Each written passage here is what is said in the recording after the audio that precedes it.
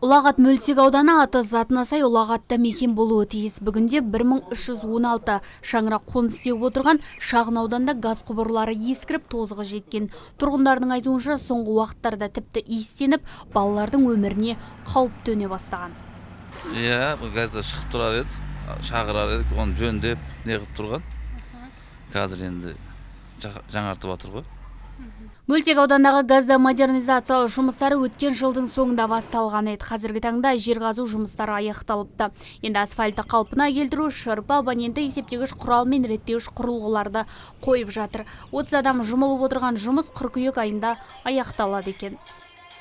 Құдай қаласа сентябрьдің 10-ына дейін жұмысымызды аяқтаймыз деген ниеттеріміз бар. 1316 үйді қамтиды бұл аумақта.